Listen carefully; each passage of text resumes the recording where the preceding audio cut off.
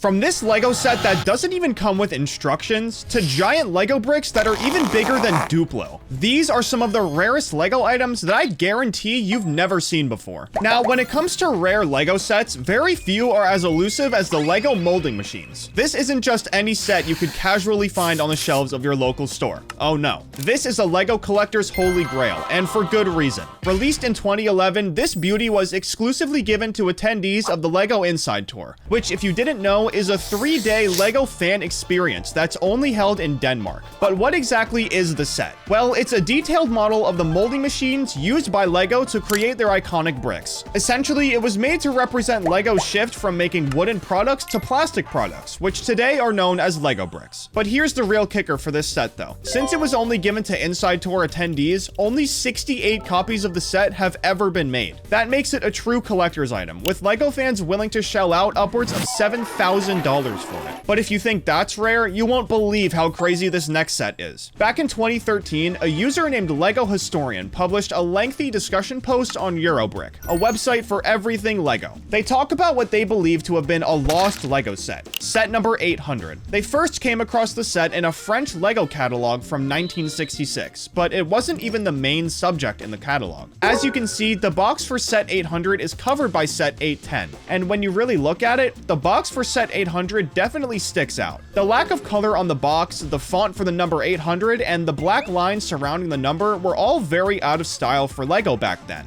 Luckily for us though, this user had some crazy connections. Apparently they got in contact with someone they knew at the Lego archives, and wouldn't you know it, this set is extremely rare. It was produced only in 1966, but to add the cherry on top, it was only distributed in 3 European countries: France, Denmark, and Norway. Even with all of this newfound information though, the user still doubted that the set was ever even distributed. That was until a person named Gabrielle from Barcelona, Spain, sent in pictures of the exact same box that was found in the French catalog. Gabrielle said that their dad had purchased this set way back when in 1966. And with this, it was confirmed. This set is 100% real. It's by far one of the most elusive Lego sets of all time. I mean, hardly anyone has ever heard of it. If you like super cool Lego facts like this one, then go ahead and subscribe to my channel. I post videos like this every single week. Seriously, it would mean a lot. Anyways, let's get back to the good stuff. In 2014, Lego took a bold step into the digital world with the release of Lego Fusion. It was the first and only of its kind, and it was actually super sick. The concept was simple: build Lego structures in real life, then scan them into a digital world using the Lego Fusion app. It was Lego's attempt to merge hands-on creativity with the growing popularity of digital gaming, which I have to say is a phenomenal idea. Each Fusion set revolved around a specific item, like Town Master, Resort Designer, or Battle Towers, allowing users to make buildings, cars, or anything else with physical bricks before uploading them into the app. Once in the virtual world, players could actually interact with their builds, expand them, and even complete challenges, blending the best of both worlds. Or at least that was the idea. Unfortunately, the execution didn't quite catch on. The app had compatibility issues, and the gameplay wasn't engaging enough to hold players' attention. As a result, Lego quickly pulled the plug on the Fusion line, and the sets vanished from shelves almost as fast as they appeared. Just 1 year after the theme's introduction, it was gone, and it hasn't been back since. Just a year before this though, Lego released one of their coolest sets ever, and instead of trying to step into a new world, they just leaned harder into one they were already a part of. This is the Lego Architecture Studio, and it's a set unlike any other in Lego's lineup. Released in 2013 and aimed squarely at adults, this sleek monochromatic set featured over 1,200 all-white bricks, inviting builders to tap into their inner architect. Unlike traditional sets that come with step-by-step instructions, the Architecture Studio actually has what Lego calls a guidebook. It's filled with a bunch of different techniques you can use with the pieces provided, without telling you exactly what to do with them. What was the point of this? Well, it was to get the more advanced Lego builders to really tap into their building brains and construct something from scratch, which is pretty cool. With no flashy colors or minifigures, the Lego Architecture Studio was a serious toolkit for those interested in the principles of architectural design. The minimalist approach gave builders complete freedom to craft their own masterpieces. The included 270-page guidebook wasn't just a manual. It was a deep dive into the world of architecture, offering lessons and tips from professionals to help spark ideas and refine techniques. Though discontinued, the LEGO Architecture Studio remains a highly sought-after set for adult LEGO fans. It's perfect for those who prefer a more sophisticated, free-form building experience, and who appreciate the challenge of working without a predefined blueprint.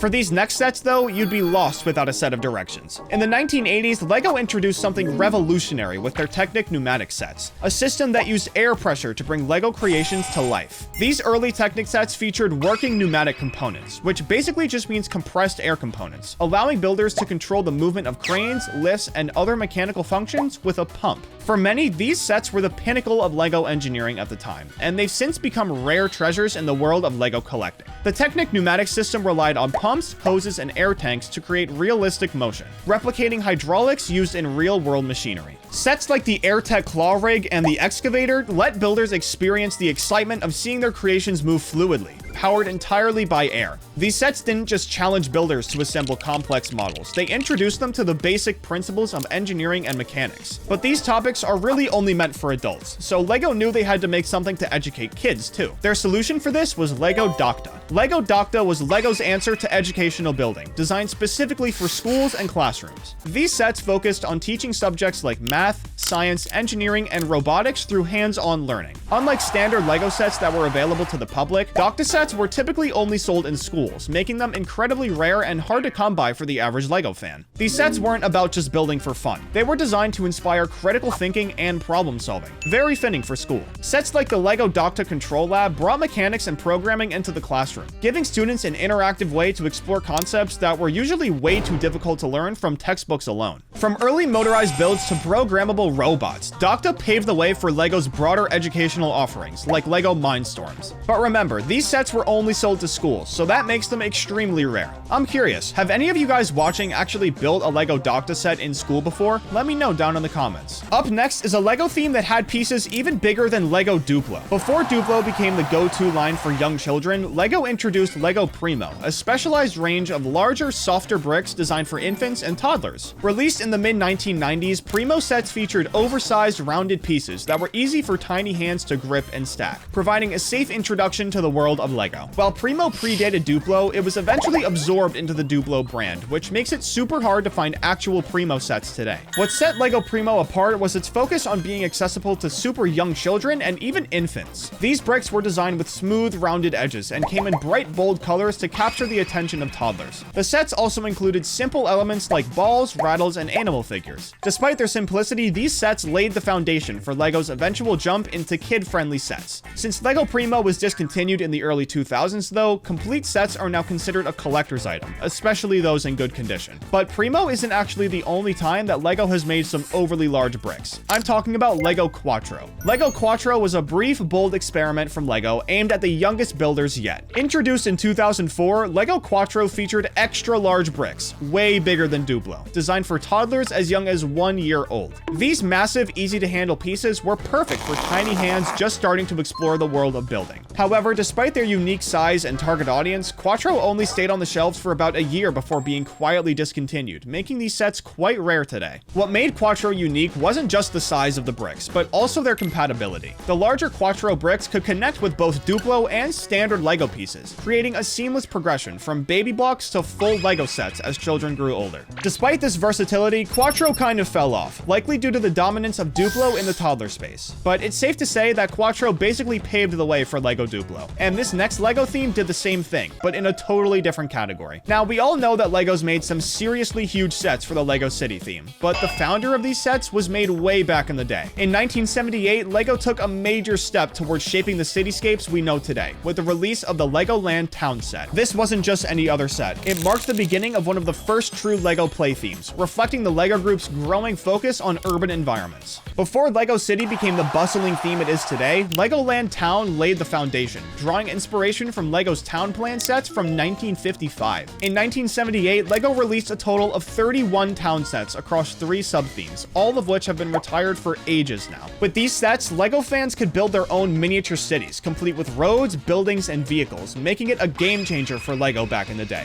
It was the first time we saw minifigures interacting with a detailed living world, filled with houses, gas stations, fire trucks, and way more. The designs were simple yet innovative, giving builders endless possibilities cities to customize their towns. Let's come back to a more recent time though, so I can tell you about a seriously cool Lego set. Released in 2003, the Lego Creator Record and Play set took creativity to a whole new level by blending traditional Lego building with some brand new technology. Sure, it looks like your typical creator set at first glance. You could build all sorts of models, including a frog, a dinosaur, or even your own unique creations. But this wasn't just about building. It was about making your models move. What set this Lego kit apart was the built-in recording and playback function, which allowed you to record and play back movements for your models. You could build your frog or dinosaur, then use the set's motorized components to make them hop, walk, or crawl in ways you've never seen before. Although it was one of Lego's lesser-known sets, the record and play kit was a fun, interactive twist on the usual brick building experience, making it a cool collectible for fans who love Lego's more experimental side. Over time, it's become a rare gem, sought after by those who appreciate Lego's venture into motion and mechanics. But this was all the way back in 2003,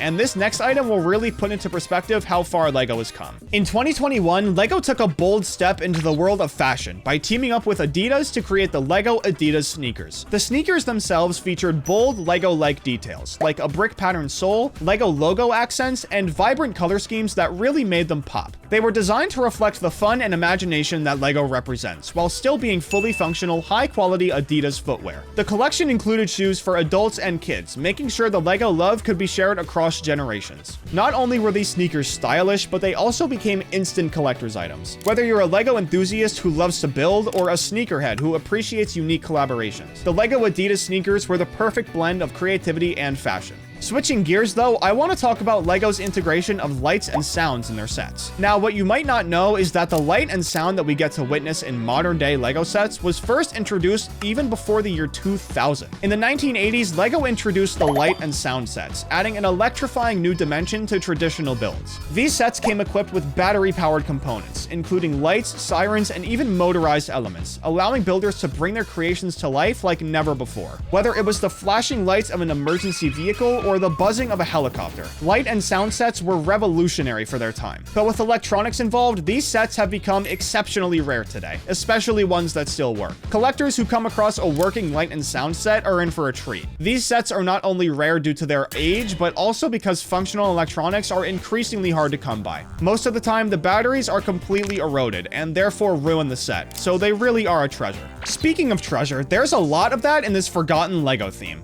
This is the Lego Adventurers theme, which started all the way back in 1998. But there was something really special about this theme. Obviously, the theme was based around adventures, but it'd be super boring if every time you went on an adventure, you went to the same place. Lego made sure to avoid this by adding 4 sub-themes to the Adventurers theme. There was Jungle, Egypt, Dinosaur, and Orient Expedition. All of these sub-themes were released from 1998 up until 2003 when the theme was retired. But the sets for this theme were all pretty cool. Since the theme was only around for 5 years though, most of the sets are pretty hard to come by, and a lot of Lego fans today don't even know that this theme existed. And the same thing can be said for the sets up next. In the early 2000s, Lego introduced the Studios line, a pioneering theme that brought the magic of movie making to the world of bricks. These sets were designed to let builders create their own cinematic adventures, complete with movie sets, props, and even a working video camera. Among them, the Steven Spielberg Movie Maker set easily stands out the most. In case you missed what I just said, let me say it again. These sets came with cameras that actually worked, so if you wanted to, you can make an entire stop-motion film with what you get in one of these sets. As I said before though, the rarest of these sets is the Steven Spielberg one, and considering his level of fame, this definitely makes sense. You might think this Lego theme is pretty weird, but I guarantee this next one's way weirder. In the late 1990s, Lego took a leap into the world of time travel with the Time Cruisers theme.